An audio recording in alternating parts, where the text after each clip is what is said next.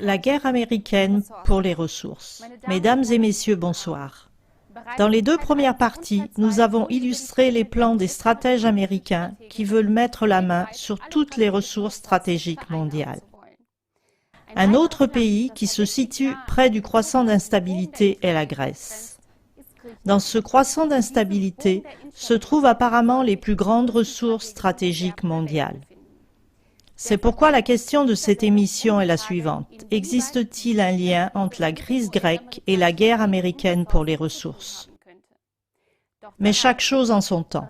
Déjà dans les années 70, des experts étaient convaincus que de grands gisements de pétrole et de gaz sommeillaient le long de la côte grecque. Mais personne n'est jamais allé au fond de la chose. En effet, les gisements de matières premières du pays en faillite constante doivent être énormes. Après que de petites quantités de pétrole furent découvertes dans la mer Égée en 2009, les explorations furent élargies.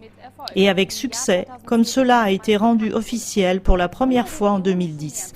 Sous la mer Ionienne, entre la Grèce et la Sicile, se trouveraient plus de 22 milliards de barils de pétrole et plus de 4 milliards dans le nord de la mer Égée. On trouverait là en plus des réserves de gaz naturel pour 9 billions de dollars, comme l'estime l'analyste grec Aristoteles Vasilakis.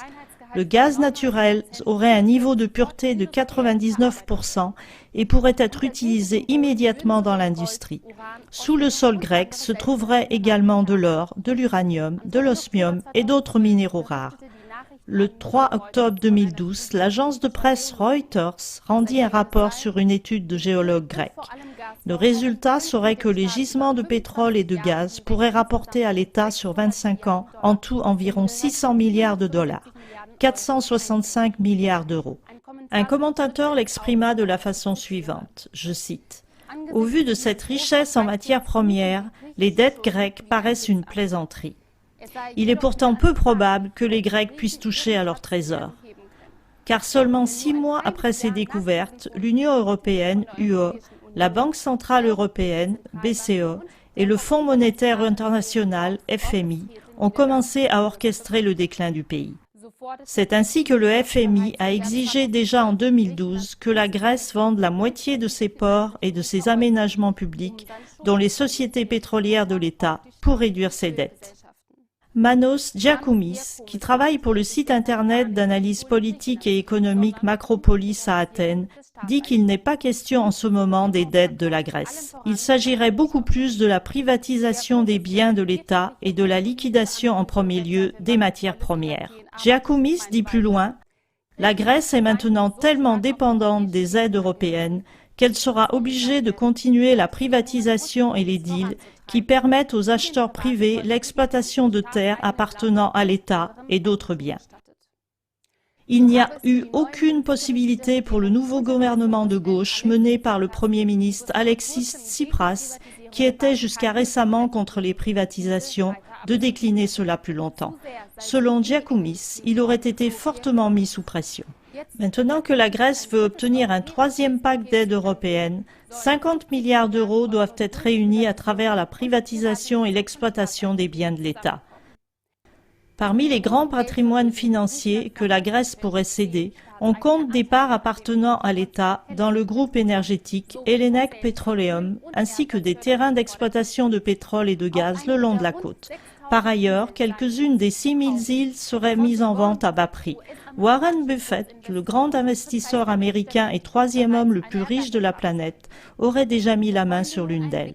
Mais regardons maintenant si on ne trouve pas la signature américaine dans cette liquidation de la Grèce.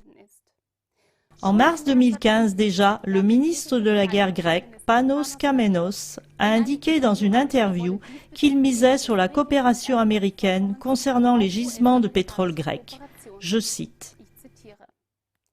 La Grèce devrait signer un accord avec les Américains qui leur permettent l'exploitation des gisements de gaz et de pétrole en Grèce. Il aurait également présenté des plans à ce sujet à la ministre adjointe des Affaires étrangères américaine, Victoria Nuland.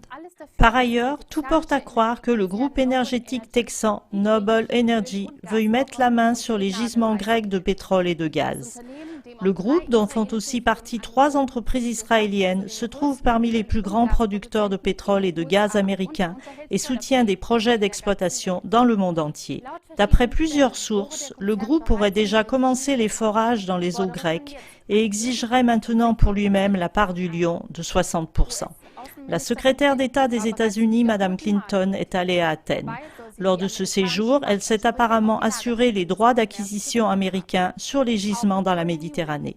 Victoria Nuland, la directrice du département européen du ministre des Affaires étrangères américain, a apparemment aussi rencontré le Premier ministre Tsipras et des représentants du gouvernement mi-mars à Athènes.